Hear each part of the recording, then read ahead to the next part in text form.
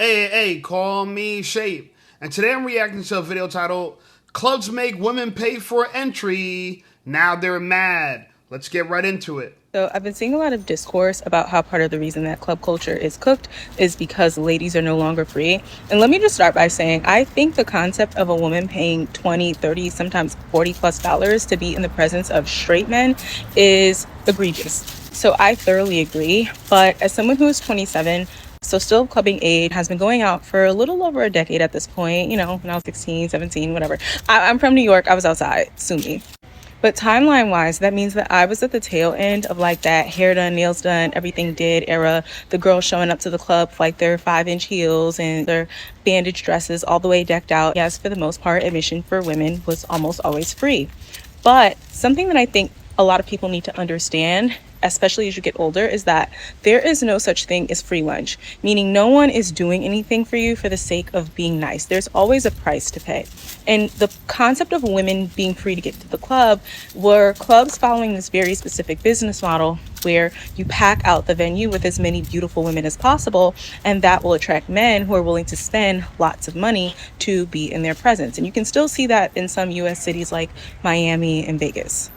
The caveat here, though, is if clubs go back to the widespread ladies free, that also means the widespread return of dress code and door people, for better or for worse. And I've got to be honest, for a generation of people who your quintessential going out outfit is a Shein top, mom jeans, and beater shoes, I don't think that would land very well with most of you. I think the idea of having to put on a very specific outfit just to enter the line and then have your entry be determined by someone at the door would make a lot of you spontaneously combust. And so, yeah, clubs can go back to being ladies free, but you then have to be honest with yourself about what price it is that you're willing to pay. Because as quiet as it's kept, as problematic as modern day nightlife is, it is much more equitable and accessible to people than it was in the past. Here's the issue with everything she's saying. Look, clubs are not going to let women get in for free anymore, okay? We see what it is with women nowadays. Women are struggling when it comes to men, and clubs are just a proxy so people can mate and date, okay? Where the club money has went, though, okay? They're charging women to get in. No different than women are getting charged on these dating apps. Hinge, Plenty of Fish, Tinder, Coffee Meets Bagel, Bumble, you know what I'm saying? They're all getting charged because she said, oh yeah, I wouldn't pay 30, 40, $50 to get in front of single men or whatever. But women are doing online for apps, yeah. It's either that or pay for a refill on your antidepressants at Walgreens. You choose, okay? You choose. Anyway, I thought this video was interesting as well. Take a look. There's a specific brand of woman that you cannot pay me to befriend again. And it's so crazy because they camouflage themselves so well that you won't even consider them as male-centered or a pick-me, but they definitely are. It's that Instagram Lux, sprinkle, soft life type of woman. No, they will never get a friendship out of me ever again. They come off as so secure with themselves because they have these high standards and these traditional values when it pertains to relationships. But really, they cash in their morals to the biggest spender. These be the women that invite you on a double date to sit across the table with two losers and pretend to be interested because they have money and they offered her a trip to Turks and Caicos and a Louis Vuitton bag. And ultimately, these are the women that allow the most disgusting things from wealthy men because they're able to provide them materialistic items and a materialistic lifestyle that they cannot provide themselves. All that so they can have something to flex on Instagram to prove to social media that they are having it their way. And I say they're male-centered because they will spend hours of their day fumbling through different profiles on dating apps to find men that look like they're wealthy. They will literally spend hundreds of thousands of dollars on cosmetic procedures, clothing, all for the male gaze.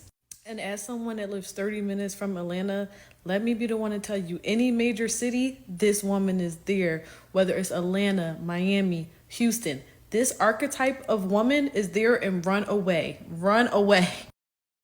Listen, it's funny that she says that because I'm from Jersey. So I know a lot of girls who bottle girls. I know a lot of girls who are bartenders. And at one point, everybody was going to Dubai. Why is everybody going to Dubai? Well, I found out that apparently some of these disgusting rich men will pay them for all types of stuff that I can't repeat right here on YouTube. But you can imagine. Poop, poop, piss, piss. You could imagine. It's funny because she said these women are also the women who are the ones that are like, oh, I'm living a soft life. You see these soft life girlies, and they're trying to brand themselves as like these luxurious girls who only go to these finest hotels. And I know a girl like that. She's broke as hell. I know a girl like that. She's completely broke, okay? But she's stacked. She got a body, okay? So maybe she could fool people that she's the real deal, okay? A lot of people are just lying on IG. Anyway, she's talking about women lying in their past. Take a look. Women were taught to lie about their past. Make it seem like never tell a man the truth. Even if a man dogged you out, treated you like shit, never tell him that. Always make it seem like he treated you like a queen, a princess. You got all the luxury, the bags, the everything nice. It's all a lie. Dealt with scammers, bums, and get money niggas, but all of a sudden you're passenger princess. You need your door held open for you. Now she's into engineers. It's like, it's too good. It's too good. They never had that. They want that. And they feel like by saying that and lying about it, a man will want to keep up with it. No. Women were taught. Yeah, I find that funny. This is the whole standards argument. Women will say, well, people in my past did this. And in my mind, I'm like, yeah, they did that when you were younger. Now you're older. Now you're 44. You can't get the same thing that you got when you were 24. But a lot of these women have the audacity to ask for it. So don't ask for me for this shit, okay? And a lot of them are trying to boss you around. I had a girl I had to like really dub recently because she's trying to tell me when and where to take her, right? She's trying to make me follow her lead. I'm like, I ain't doing that. You get out of here. I already got bitches, okay? I'm just trying to add a few more. You feel me? You can't just have one. One is like none. Two is a few. And three is a crew, okay? Get your rotation up. Anyway, I thought this video was interesting as well. Take a look. I'm sitting outside the grocery store and I just heard this commotion behind my car. I thought it was two young men talking to each other. I looked out my rearview mirror and I noticed that it is a grown man berating a grown woman who's presumably his girl, his girlfriend, his fiance, whatever. I don't know. If that is you and you are dating a man that regularly disrespects you, calls you out your name, calls you dumb, what he just said, are you dumb? Are you brain dead? And he's like laughing. She's like, no, I'm not. There's no level of explaining to this man that you're not an idiot because you're staying, right? You can't teach a man like that to be respectful. That's not your job. That was his parents' job. You cannot treat a man or teach a man like that to be patient with you or to be kind. He's not kind. He has no capacity for kindness for others because he's not kind to himself. He has no capacity to love you because he does not love himself. Do you understand? If you are young, and I remember being in situations like this as 22, 21, running around New York and trying to rationalize with a English Negro about like, why do you talk to me like that? You need to say, even friends of like, stop talking to me like that. They're not going to stop. You have to decide that you no longer will remain in whatever kind of relationship that is, whether it's romantic, friendship, whatever, and get on up out of there. If you never had a sister, a cousin, a friend to tell you that you should love yourself enough to escape, if y'all not married, you need to leave. You need to break up with him. If he's abusive, you need to call your uncle, your cousin, the police, whomever, and get up out of there. It won't change. You won't change him. Okay, this is your permission. You get to break up. You get to leave. Okay. Oh, thank you so much. We just needed your permission for that. Oh my God, what would we do without her permission? Now it's funny to me because she's talking about in her car, she's seen a commotion behind her car of a man, a grown man, and presumably a woman, his wife, a girlfriend, fiance, who knows? But what's interesting about it was she said that he was yelling at her, arguing with her, belittling her, whatever, and she thought to herself about times where she should do that or you should be through relationships like that in the past, and now she wants to give young women the permission to leave. But the funny thing about it is that you did it too. Yeah, and I get it. You can't change a man. I'm not saying you're supposed to change a man, but it's funny to me that a lot of these women all go through trauma that they self-select. You self-selected that type of trauma. Why? I'm going to tell you why. Because you trust your emotions. Okay? It's the same reason why people are addicted to gambling. Okay? Because it's unpredictable rewards. Sometimes they're hot. Sometimes they're cold. You don't know which one you're going to get. And women are addicted to this Like a gambler's addicted to the casino, like an old woman's addicted to a slot machine, okay? Now, what's funny to me as well is that these women, after they get traumatized, they want us trauma-free people to rescue them. Hell no. Hell no, I'm trying to rescue no traumatized woman. For what? What do I get out of it? If I'm trauma-free, well, I'm going to bring your trauma to me. I don't even think about this. A lot of women don't recognize their rank, okay? If you're a traumatized woman and you're older, you rank lower than women who are younger and trauma-free. You have to understand this. But guess what? They get traumatized, they get some age, and now they start asking for the moon. You guys want everything. It doesn't work that way. It really doesn't. All right? I don't know who convinced you. I don't know if she gave you permission, but it doesn't work that way. And it never has, all right? Now, this lady right here, I thought was pretty interesting. Take a look. When a nigga that's giving me the bare minimum got the nerve, the audacity to ask me if I'm talking to other niggas, I tell him to mind his motherfucking business, respectfully. When a nigga that's giving me the... When a dude who's giving you the bare minimum asks you, ho, are you sleeping around? She says, mind your effing business. Now let's stop this real quick and frame this for what it is. This is an attractive woman. I'm going to give her that. I ain't going to say nothing about it. Okay, but she got online talking shit, and so now she got to address the audience. She got to address the male audience. I see you got a Van Cleef on. So maybe she's trying to be one of those soft life luxury girls like one of the prior videos was talking about. Okay, she might be a phony. She might be a fraud. But she says a man is doing the bare minimum, and he asks you if you're loyal, and you said mind his business. So what you're really suggesting that you're not loyal, you're sleeping with a bunch of men, and they're all bare minimum. You're a hoe, you're a pass around, you're a 304, you're a ski. For men who you say don't meet up to your standards.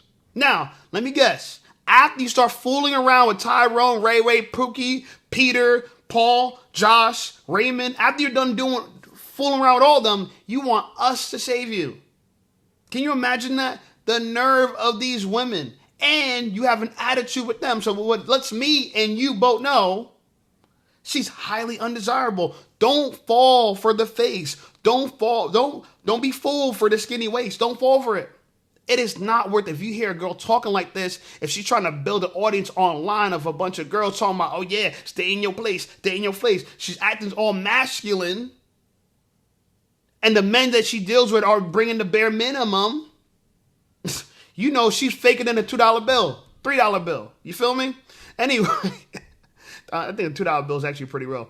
Anyway, I thought this video is interesting as well. Take a look. Hey, listen up, Shade Squad. Are you tired of being ignored by women? Well, download my free ebook, Be Attractive and Shut Up. It's going to teach you how to master attraction, build unshakable confidence, and win with women without words. Because chances are you're not ugly, you just talk too damn much. So download my free ebook, Be Attractive and Shut Up, and take control of your dating life right now. Now let's get right back to the content. For us brown women in particular, this trend of getting married to a man and then relying on him financially isn't new. This might be something new for the recent generations in the Western world, but for us, this hasn't really changed.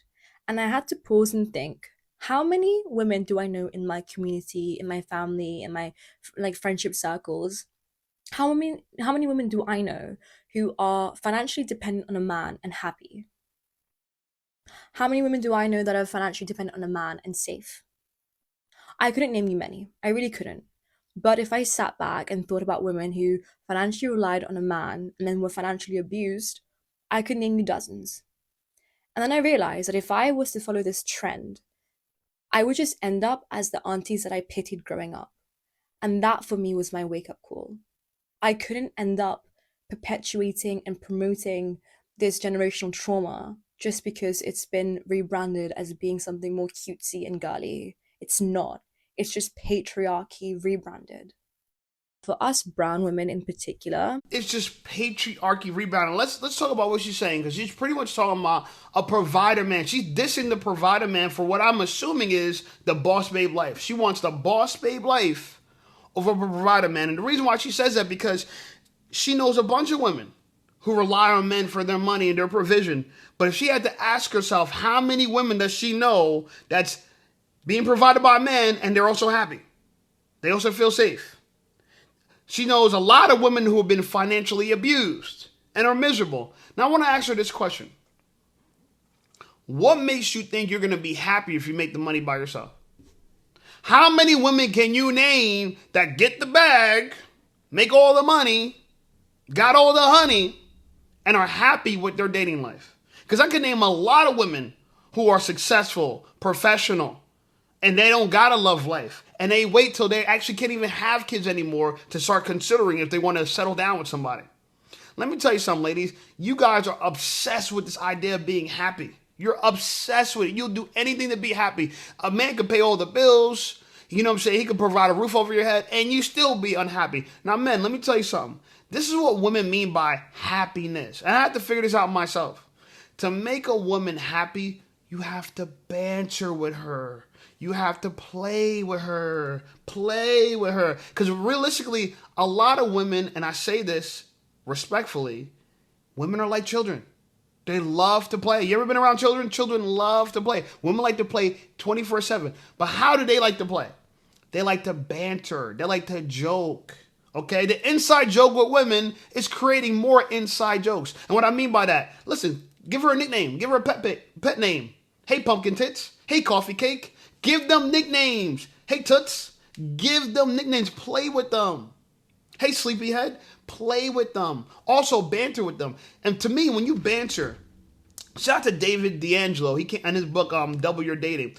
He talked about how, women like this cocky, funny kind of guy. This guy who's cocky, but he's also hilarious. And in order to do that, all you got to do is you got to frame yourself as you're just so desirable guy and she's after you. That has to be, your relationship with her. You're so attractive, you're so desirable, and she wants you. And so you're always teasing her like, oh, whoa, what you trying to do? Hey, lay off. You know what I'm saying? I usually charge for that. This is what you got to do 24/7 with women because you can provide a roof over their head, pay all their bills. And if you don't do this bantering thing, they're going to be miserable. They're going to be miserable. So you decide what you want to do. If you do the bantering thing, which, by the way, Pookie and Ray Ray do, she's going to love you. She's going to love you a long time. A long time. Anyway, I thought this video was interesting as well. Take a look. Up to the video that I made yesterday about having 3 jobs and still struggling. I see a lot of people telling me to live below my means and that I live an extravagant lifestyle. I'm a teacher, so I don't know what teacher you know of that lives an extravagant lifestyle. I don't think you should have to look like you are literally living on the streets in order for people to take you seriously about what you're saying. I still have to buy groceries for my family. I'm looking at my checking account and I'm like, man, when am I going to get paid next? It's going to be another week until I get paid. I only have so much money in my checking account. I don't want to put my groceries on a credit card, but what am I going to do? That's what I mean by struggling. I feel like the people that get it, and those that don't are willfully choosing not to understand what I'm saying. And by living comfortably, I mean I should be able to buy groceries for my family without having to make a life decision between my checking account and a credit card. That's what I mean by struggling. Up to the video that I made. So here's this girl's example. I think this is a great video to play back to back to the other girl who's talking about financial abuse and this and that. For some reason, women, what about work being financial abuse? What about the fact that she had to work 3 jobs to make ends meet and she's still broke? She's still struggling. What about that? No one ever thinks the alternative, meaning that it could be worse. You have a man who provides and you think to yourself, well, he doesn't flirt with me and this and I don't feel happy. This girl don't got time to feel happy. She's in survival mode. The alternative for a lot of women, y'all don't understand, is survival mode. 3 jobs, 90 hours a week. You have no time to sleep. No vacations. But instead, women think the alternative is, I could be rich and happy. You guys want it all. Y'all want everything. There's no appreciation for the fact that you have a man and you don't have to work 90 hours a week. You don't have to do it. But she has to. Okay? She has to, so she understands. Anyway, I thought this lady brought up a very interesting point as well. Take a look. Look, I already know I'm about to hurt a lot of feelings with what I'm about to say right now, but the way this economy is going, it needs to be said anyway. If you can't figure out how to put $1 in your own pocket right now, it's going to get real ugly for you. Okay? Real ugly for you. Real fast. They have calculated that it's about 300,000 black women who have been laid off from their jobs. Okay? And that's just for black women. This is for everybody. Okay? But I'm mentioning black women because normally we're the first to go. Okay? The sphere in which we occupy, jobs at certain levels, managerial position, government positions, those types of things. Okay? We are the ones that are doing social work and all that type of stuff. So yeah, they're laying us off. And if you can't find a way to put some gas in your own car or some groceries in your own refrigerator, it's going to be a big problem. All right? Because these jobs, one thing about having a job is that you are going to have a time period where you don't have a job, where you're going to be laid off. Okay? You don't know when it's coming. You don't know how long it's going to last, but you will be without a job for whatever time period. That's facts. And if you can't figure it out past payday, it's going to be an issue, okay? And this is not a conversation about saving money, because you should also be saving for a rainy day, but you also need to be able to generate some money on a rainy day. And I'm not just preaching to you, okay? This is something that I put into practice as well. Back when I lost my job, okay, my good corporate job in sales, what I did was I went to Goodwills and I would buy dog crates, okay, put them on Craigslist, buy them for $25, put them on Craigslist for $60 or $75. Boom, that's a full tank of gas right there. I've written resumes. I've written proposals. I've proofread. I've done computer work on the side. She did all this except for cooperate with a man. Can you imagine that? Women will go to Goodwill, buy dog crates, flip it on Craigslist instead of cooperate with a man. Is it really that hard? Is it really that hard? That's what I'm trying to say. Women would rather struggle in their ego and their pride than succeed in their submission. They rather struggle in their ego and their pride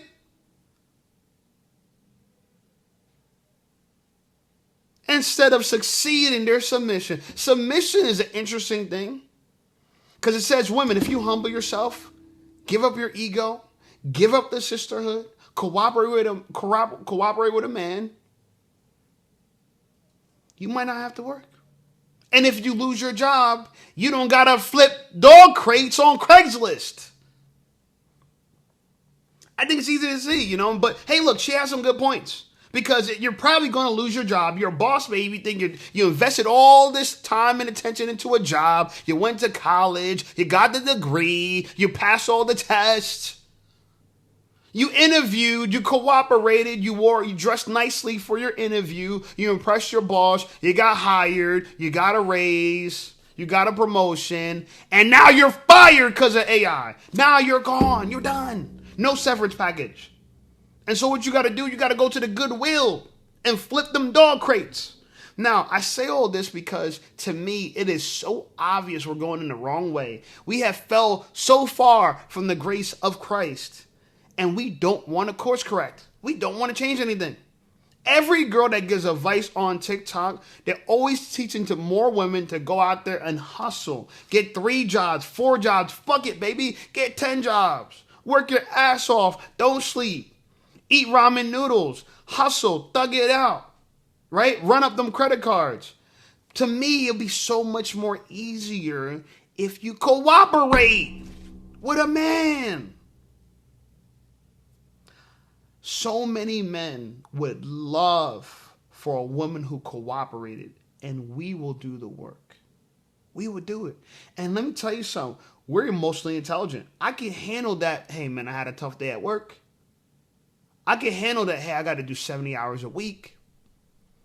I can handle battling with the world so long as I come home to a woman that got my back. And so many men feel like this. Men, if you feel like this, comment below. If you feel like this, comment below, because what women don't understand is that life don't have to be this hard. They made it this hard. Life don't have to be this hard. They made it this hard. And for what reason, I don't know. I really don't know, right? And guess what? I guess we'll never find out because I'm not going to be that invested in it. I'm just going to make my own money talking shit about it. You feel me? Now, here's a woman who says obsession, possession, and jealousy are the garlic in relationships. Can you imagine this girl talking about garlic? Doesn't she look like a vampire? All these tattoos on her yitties. All these tattoos on her yitties. Let's listen to what she has to say. I'm not gonna lie, I wish I had like more fucked up opinions that I could share with y'all, you know? Like you should be going through your man's phone. Like, I don't know, I just wish I thought stupid shit like that so I could like have more viral videos on here, but I just don't think like that. I think my like most average TikToker opinion is like there is a certain amount of possession, obsession, and like territoriality / jealousy that I think every relationship needs, or like a good relationship should have. Like it's like garlic, you know, like if you eat something that normally has any amount of garlic in it and it has zero garlic, you're going to notice.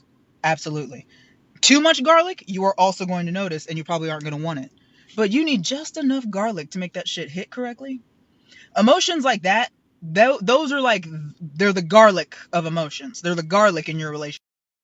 What the world salad is this vampire talking about? What the world salad is this vampire talking about? Guys, can you help me figure out what the hell she got tattooed on her yitties?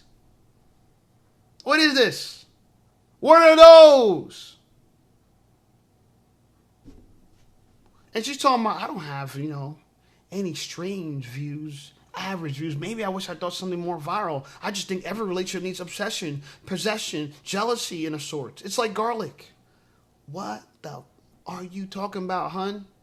I don't know, okay? But clearly any goofy could get on TikTok and make a video. So, hey, well, we'll have fun with it. Guys, comment below what you think about the tattoos on her yitties. Anyway, like the video, subscribe to the channel blowing up. I appreciate you guys. Check out some of my other videos, and I'll see y'all over there.